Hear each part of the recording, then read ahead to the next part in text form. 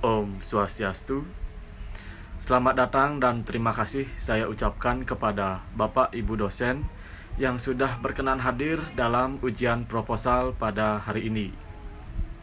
Yang terhormat Ibu Dr. Nikadek Sinarwati, SE MSI AK. Yang terhormat Bapak Nyoman Ari Surya Darmawan, SE AK MSI. Yang terhormat Ibu Putu Eka Dianita Marfilianti Dewi, SST AK MSI. Selanjutnya, izinkan saya untuk mempresentasikan proposal yang telah saya buat dengan judul penelitian Implementasi Pengelolaan Keuangan Prosesi Ngaben lan nganyut, ngaben lan ngelanus, dan makin sandi geni di Krematorium Santayana Desa Adat Tiste.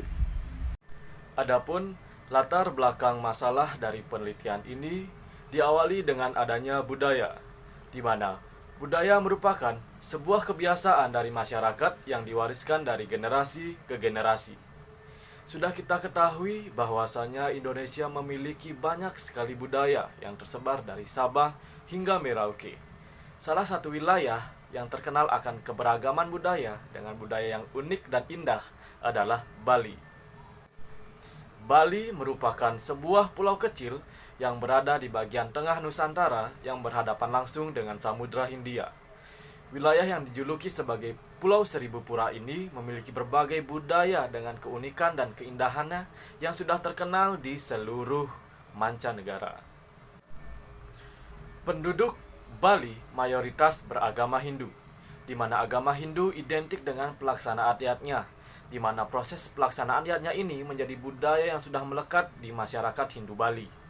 Bagi penganut agama Hindu di Bali, yatnya sangat penting dilakukan untuk menyeimbangkan perputaran siklus di dalam kehidupan umat Hindu. Yatnya berasal dari bahasa Sanskerta, yaitu yaj yang memiliki arti memuja, yang kemudian yaj berubah menjadi yatnya, yang sering kita sebut dengan yatnya yang memiliki arti persembahan korban suci yang tulus dan ikhlas. Adapun salah satu bentuk yatnya yang sudah menjadi budaya yang terkenal dan tersohor ke luar negeri adalah prosesi ngaben. Upacara ngaben identik dengan acara besar yang menghabiskan banyak biaya. Bagi kalangan kasta kesatria, upacara ngaben dilaksanakan dengan sarana dan prasarana yang megah. Hal ini disesuaikan dengan kedudukan atau status sosial mendiang yang diabenkan. Kegiatan ngaben ini tidak bisa dilakukan sembarangan, melainkan wajib mengikuti urutan prosesi sesuai dengan ketentuan yang berlaku. Semua runtutan dalam upacara ngaben wajib dilakukan agar nantinya roh dapat dibersihkan dan dapat menyatu dengan Sang Pencipta. Proses dari ngaben yang panjang dan memerlukan banyak biaya ini tentu saja tidak mudah dilaksanakan oleh semua kalangan masyarakat. Bagi masyarakat menengah ke bawah yang ingin melaksanakan upacara ngaben kadangkala terhalang oleh faktor ekonomi dan faktor biaya. Namun, seiring dengan berjalannya waktu, prosesi ngaben kian hari semakin dimudahkan dengan berbagai inovasi yang dicetuskan oleh pemuka agama Hindu di Bali. Mereka yang ingin melaksanakan upacara ngaben kepada mendiang sanak saudara yang telah meninggal, baik bagi masyarakat kalangan menengah ke atas maupun ke bawah, dapat melaksanakan upacara ngaben di Yayasan Umat Hindu yang menyediakan sarana dan prasarana prosesi pengabenan melalui kremasi. Adapun tujuan dari terciptanya yayasan ini merujuk kepada efisiensi dana dan waktu, sehingga siapapun dapat melaksanakan prosesi ngaben dengan mudah, namun tetap berpegang teguh dengan prinsip tradisi upacara ngaben itu sendiri. Di Bali, terdapat beberapa yayasan umat Hindu yang menyediakan sarana dan prasarana pengabenan. Salah satunya adalah Yayasan Santayana Pasak Beleleng dengan nomor induk berusaha 1277000700699 yang bekerjasama dengan Desa Adat Tiste menciptakan Krematorium Santayana Desa Adat Tiste. Krematorium Santayana Desa Adat Tiste beralamat di Jalan Laksamana nomor 777 Desa Adat Tiste, Baptis Raga, Kecamatan Buleleng, Kabupaten Buleleng. Krematorium Santayana Desa Adat Tiste ini mulai beroperasi pada tahun 2021 lalu. Pembentukan dari usaha krematorium ini memiliki tujuan yang sangat mulia, yaitu membantu masyarakat yang ingin melaksanakan rangkaian upacara ngaben secara efisien dengan biaya yang relatif murah. Dengan kata lain, krematorium Santayana Desa Adat Tiste menyeimbangkan antara keberhasilan dalam hal sosial dan dapat pula menghasilkan profit. Adapun menurut informasi yang didapat dari pengelola krematorium, atas nama Bapak Jero Putu Sentane, modal awal krematorium Santayana Desa Adat Tiste didapat dari Yayasan Santayana Pasak Buleleng dan Desa Adat Tiste sebagai penyedia tanah, yang kemudian diberlakukan sistem pembagian laba per bulan sebesar 65% kepada pihak Yayasan Santayana Pasak Buleleng dan sisanya sebesar 35% menjadi hak Desa Adat Tiste. Pihak yang berwenang melakukan pembagian hasil adalah pihak dari Yayasan Santayana Pasak Buleleng dengan persetujuan dari pihak Desa Adat Tiste. Adapun susunan organisasi pada Yayasan Santayana Pasak Buleleng terdiri dari ketua, sekretaris, dan bendahara. Lalu, daftar tenaga kerja pada krematorium Santayana Desa Adat Tiste adalah yang pertama ada pelindung atau penasehat, lalu yang kedua ada ketua, lalu di bawahnya ada sekretaris dan bendahara. Lalu terdapat bidang-bidang di mana bidang 1 yaitu administrasi dan keuangan, lalu bidang 2 ada upakara, dan bidang 3 yaitu operasional, di mana masing-masing bidang memiliki tugas-tugasnya masing-masing. Serta daftar tenaga kerja lainnya adalah terdapat serati atau tukang banten, lalu ada MC jero mangku yang bertugas dalam pembakaran, ada cleaning service, ada supir ambulan. Krematorium Santayana Desa Adat Tiste menyediakan 3 pilihan prosesi. Yang pertama yaitu Mekinsan Digeni yang dipuput oleh Jero Gede dan menggunakan banten akedengan. Lalu ada Ngaben Lan Nganyut yang dipuput oleh Sulinggih dan menggunakan banten Duang Kedengan. Lalu ada Ngaben Lan Ngelanus yang dipuput oleh Sulinggih pula dan menggunakan banten 3-4 kedengan. Berikut merupakan gambar dokumentasi pada saat wawancara. Dan berikut merupakan gambar dokumentasi dari kegiatan kremasi di krematorium. Pada masa pandemi seperti ini, pengguna layanan pada krematorium Santayana Desa Adat Tiste terbilang banyak. Karena disebabkan oleh situasi banyaknya orang yang meninggal diakibatkan oleh COVID-19, di mana masyarakat yang memiliki jenazah sanak saudara yang terpapar COVID-19 dapat melakukan kremasi di krematorium Santayana Desa Adat Tiste yang dilaksanakan sesuai dengan protokol kesehatan yang ketat. Menurut penuturan dari pihak pengelola krematorium atas nama Bapak Jero Putu Sentane, pada krematorium ini juga memberikan layanan gratis atau hak istimewa kepada seluruh masyarakat Desa Adat Tiste yang hendak melakukan prosesi kremasi untuk sanak saudara yang telah meninggal, yang disertai dengan surat rekomendasi dari pihak Klian Adat Tiste bahwa orang tersebut berhak menerima layanan secara gratis. Adapun dana yang digunakan dalam layanan gratis ini menggunakan dana dari pihak Yayasan Krematorium. Setelah dana tersedia dan sudah mendapatkan surat rekomendasi dari pihak Klian Adat, prosesi krematorium dapat dilaksanakan. Setelah prosesi ini selesai, selanjutnya akan ada pelaporan keuangan. Pengelolaan keuangan pada krematorium Santayana Desa Adat Tiste masih terbilang sangat sederhana dengan menggunakan Microsoft Excel untuk melakukan pembukuan, dan pembukuan yang dilakukan pun sebatas menentukan unsur pendapatan dan unsur pengeluarannya saja sehingga kurang spesifik. Dengan demikian, data yang ditampilkan menjadi tidak transparan dan akuntabel. Terlebih, pada krematorium Santayana Desa Adat Tiste ini memberikan layanan hak istimewa atau layanan gratis khusus bagi masyarakat Desa Adat Tiste dengan rekomendasi dari Klian Adat Tiste. Dengan demikian, laporan keuangan nanti yang ditampilkan haruslah transparan dan akuntabel sehingga pada saat pembagian laba dapat dilakukan secara adil. Sehingga dalam hal ini peneliti mengambil judul Implementasi Pengelolaan Keuangan Prosesi Ngaben Lan Nganyut, Ngaben Lan Ngelanus, dan Mekinsan Digeni di Krematorium Santayana Desa Adat Tiste.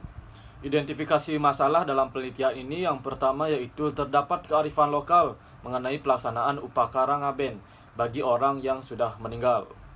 Lalu yang kedua, salah satu yayasan yang menyediakan sarana dan prasarana upacara ngaben adalah Yayasan Santayana Pasak Buleleng dengan nomor induk berusaha 12 770000 yang bekerja sama dengan Desa Adat Tiste menciptakan Krematorium Santayana Desa Adat Tiste. Lalu yang ketiga, Krematorium Santayana Desa Adat Tiste juga menyediakan layanan gratis bagi masyarakat Desa Adat Tiste yang ingin melaksanakan kremasi krematorium, tentunya dengan surat rekomendasi dari Klien Adat. Lalu yang keempat, pengelolaan keuangan Krematorium Santayana Desa Adat Tiste sudah menggunakan pencatatan dengan cara manual yang sangat sederhana. Lalu yang kelima, laporan keuangan di Krematorium Santayana Desa Adat Tiste belum menyajikan informasi yang transparan dan akuntabel. Pembatasan masalah. Berdasarkan identifikasi masalah yang sudah dijelaskan sebelumnya, maka untuk mendapatkan hasil penelitian yang terfokus dan menghindari suatu penafsiran yang tidak diinginkan, peneliti membatasi pada mengungkap implementasi pengelolaan keuangan prosesi ngaben sampai nganyut, ngaben sampai ngelanus, dan mekinsan digeni di Krematorium Santayana Desa Adat Tiste. Adapun rumusan masalah dalam penelitian ini yang pertama yaitu dari mana saja sumber dana Yayasan Krematorium Santayana Desa Adat Tiste. Lalu rumusan masalah yang kedua yaitu bagaimana implementasi pengelolaan keuangan pada Krematorium Santayana Desa Adat Tiste. Adapun tujuan dari penelitian ini yang pertama yaitu untuk mengetahui sumber dana dari Yayasan Krematorium Santayana Desa Adat Tiste. Lalu yang kedua, untuk mengetahui implementasi pengelolaan keuangan pada Krematorium Santayana Desa Adat Tiste. Manfaat dari penelitian ini yang pertama ada manfaat teoritis, di mana penelitian ini diharapkan dapat menjadi referensi dalam pengembangan ilmu pengetahuan dan menjadi bahan informasi serta mampu memperluas wawasan terkait pengelolaan keuangan pada usaha kremasi. Lalu yang kedua ada manfaat praktis. Yang pertama ada manfaat bagi pengelola Krematorium Santayana Desa Adat Tiste. Hasil dari penelitian ini diharapkan dapat memberikan manfaat kepada pengelola Krematorium Santayana Desa Adat Tiste dalam pengembangan praktik pengelolaan keuangan Krematorium Santayana Desa Adat Tiste sebagai salah satu organisasi yang bersifat sosial keagamaan serta dapat dipergunakan sebagai bahan pertimbangan dalam penelitian selanjutnya. Lalu yang kedua ada manfaat bagi mahasiswa. Penelitian ini diharapkan dapat menambahkan pengetahuan serta wawasan mahasiswa serta mampu memberikan pemahaman yang lebih mengenai pengelolaan keuangan usaha kremasi sehingga hasilnya dapat dipergunakan sebagai acuan bagi penelitian selanjutnya. Lalu ada manfaat bagi Universitas Pendidikan Ganesha. Penelitian ini diharapkan dapat menambah sumber referensi ke perpustakaan bagi para peneliti ke depannya, memberikan kontribusi ilmiah dan tambahan bukti empiris akan pengelolaan keuangan yang berbasis kearifan lokal khususnya prosesi ngaben pada krematorium. Kajian teori dalam penelitian ini yang pertama menggunakan teori stakeholder. Menurut Gray et al. Pada tahun 1997, teori stakeholder merupakan teori yang berkaitan dengan cara suatu perusahaan mengelola stakeholdernya atau semua pihak yang berperan dalam perusahaan tersebut.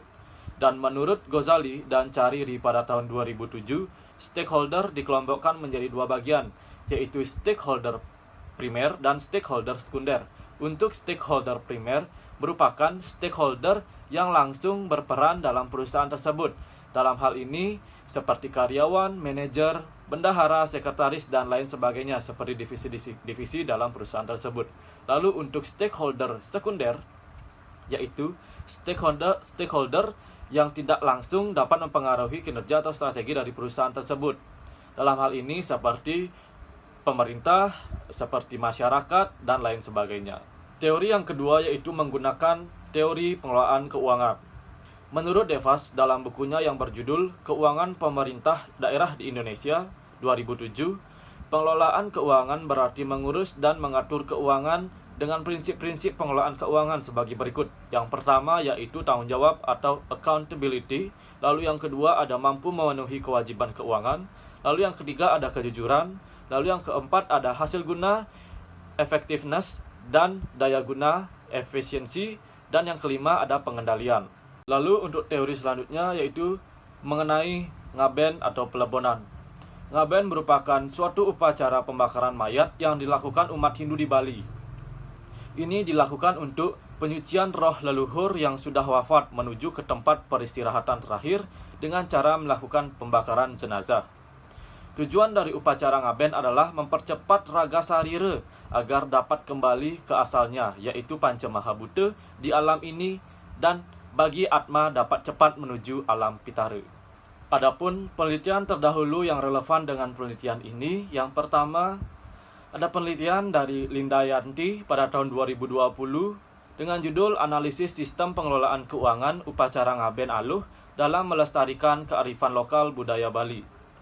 Lalu penelitian selanjutnya ada dari Prabawati pada tahun 2018 dengan judul Pengelolaan Keuangan Upacara Ngaben lan Nyekah Masal Gratis Berdasarkan Nilai Kearifan Lokal Pasidikaran Studi Kasus pada LPD Desa Adat Kedonganan Kecamatan Kute Kabupaten Badung, Bali. Penelitian selanjutnya yang relevan yaitu penelitian dari Pratiwi pada tahun 2015 dengan judul Eksistensi Pelaporan Keuangan pada Upacara Ngaben Masal di Banjar Pakraman Banyuning Tengah dan Banyuning Barat, Desa Pakraman Banyuning, Kecamatan Buleleng, Kabupaten Buleleng, Provinsi Bali. Penelitian yang relevan selanjutnya ada dari Adi Hanggara pada tahun 2017 dengan judul penelitian Efisiensi Biaya pada Masing-masing Paket Upacara Ngaben di Yayasan Pengayom Umat Hindu atau YPUH Kabupaten Buleleng, Singaraja. Lalu penelitian selanjutnya ada dari Murniti pada tahun 2021 dengan judul Ngaben Kremasi di Desa Pakraman Buleleng, Kecamatan Buleleng, Kabupaten Buleleng. Kerangka berpikir dalam penelitian ini diawali dengan adanya krematorium Santayana Desa Adat Tiste yang melakukan pengelolaan keuangan terdiri dari perencanaan, pelaksanaan, dan pertanggungjawaban. Dan selanjutnya kita akan mengungkap implementasi pengelolaan keuangan pada krematorium Santayana Desa Adat Tiste. Selanjutnya metode penelitian. Yang pertama ada rancangan penelitian. Dalam penelitian ini menggunakan rancangan penelitian kualitatif. Penelitian ini dimaksudkan untuk meneliti fenomena, keadaan, fakta yang ada saat penelitian berlangsung, dan menyajikan apa adanya. Penelitian kualitatif menuturkan dan menafsirkan data yang berkenaan dengan situasi yang terjadi sekarang. Adapun gambar rancangan penelitian ini, yaitu terdapat mengungkap implementasi pengelolaan keuangan pada krematorium Santayana Desa Adat Tiste, dilanjutkan dengan pembuatan latar belakang, lalu mengidentifikasi masalah, lalu membuat pembatasan masalah, lalu merumuskan masalah penelitian, mengungkapkan tujuan dari penelitian ini, mengungkapkan manfaat dari penelitian ini, dilanjutkan dengan kajian teori yang dibagi menjadi dua, yaitu ada metode pengumpulan data yang berupa observasi, wawancara, dan dokumentasi, lalu ada analisis data, lalu dilanjutkan dengan hasil penelitian, dan yang terakhir yaitu kesimpulan. Lokasi penelitian ini dilakukan di Krematorium Santayana Desa Adat Tiste yang beralamat di Jalan Laksamana nomor 777 Bakti Srage, Kecamatan Buleleng, Kabupaten Buleleng. Adapun batas-batas Desa Adat Tiste yaitu batas utara ada Desa Banyuasri, lalu batas timur ada Desa Bangkang, batas selatan ada Desa Sambangan, dan batas barat ada Desa Adat Galiran. Objek penelitian dari penelitian ini adalah pengelolaan keuangan dari Krematorium Santayana Desa Adat Tiste. Subjek penelitian dari penelitian ini yaitu pengelola krematorium dari pihak yayasan dan desa adat. Alasan dipilihnya informan ini karena pengelola yang mengurus serta lebih mengetahui pengelolaan keuangan krematorium. Jenis data dalam penelitian ini yang pertama yaitu data kualitatif. Data kualitatif merupakan data informasi yang berbentuk verbal. Data kualitatif dapat melalui suatu proses wawancara, observasi, dan analisis secara mendalam. Dalam penelitian ini yang termasuk dalam data kualitatif adalah profil krematorium dan proses upacara dari kremasi itu. Lalu yang kedua ada data kuantitatif, di mana data kuantitatif merupakan informasi yang berupa simbol angka atau bilangan. Di mana dalam penelitian ini, data kuantitatif dapat berupa angka yang tertera dalam laporan keuangan krematorium. Sumber data dalam penelitian ini yang pertama yaitu data primer, di mana data primer adalah data yang diperoleh langsung dari sumber aslinya melalui proses wawancara kepada pihak pengelola krematorium. Lalu ada data sekunder, di mana data sekunder adalah data yang diperoleh secara tidak langsung melalui media perantara. Data sekunder dalam penelitian ini meliputi pembukuan akuntansi tentang laporan keuangan, dari biaya-biaya yang dikeluarkan untuk upacara tersebut, dan kwitansi-kwitansi pendukung dalam laporan keuangan. Metode pengumpulan data. Metode pengumpulan data dalam penelitian ini yang pertama yaitu observasi, yang kedua ada wawancara, lalu yang ketiga ada dokumentasi. Metode analisis data. Teknik analisis data ini meliputi beberapa tahapan, diantaranya disebutkan oleh Miles dan Hubernas pada tahun 1992. Di antaranya yang pertama yaitu tahap pengumpulan data, yang kedua ada tahap reduksi data, lalu yang ketiga ada tahap penyajian data, dan yang terakhir ada tahap penarikan kesimpulan. Baik, selanjutnya yaitu instrumen penelitian. Instrumen penelitian adalah alat-alat yang dipergunakan atau diperlukan untuk mengumpulkan data, yang berarti bahwa dengan menggunakan alat-alat tersebut, data dapat dikumpulkan. Dalam penelitian kualitatif, instrumen utama dalam metode pengumpulan data adalah manusia, yaitu peneliti sendiri atau orang lain yang membantu penelitian. Dalam penelitian kualitatif, peneliti sendiri yang mengumpulkan data dengan cara bertanya, meminta, mendengar, dan mengambil, di mana peneliti dapat meminta bantuan dari pihak lain untuk mengumpulkan data yang disebut dengan wawancara. Untuk pengumpulan data dari sumber informan, peneliti sebagai instrumen utama penelitian memerlukan instrumen bantuan yang terdapat dua, yaitu panduan atau pedoman wawancara mendalam yang umumnya berupa sebuah tulisan yang umumnya memerlukan jawaban panjang bukan ya atau tidak. Lalu yang kedua ada alat rekam. Peneliti dapat menggunakan alat rekam seperti tape recorder, telepon seluler, kamera foto, dan kamera video untuk merekam hasil wawancara. Hal ini disebutkan oleh Afrizal pada tahun 2014. Keabsahan data. Keabsahan data merupakan proses melihat derajat kebenaran atau kepercayaan terhadap hasil penelitian dengan menggunakan standar tertentu. Terdapat 4 kriteria yang dapat digunakan dalam mengukur keabsahan. Yang pertama yaitu derajat kepercayaan.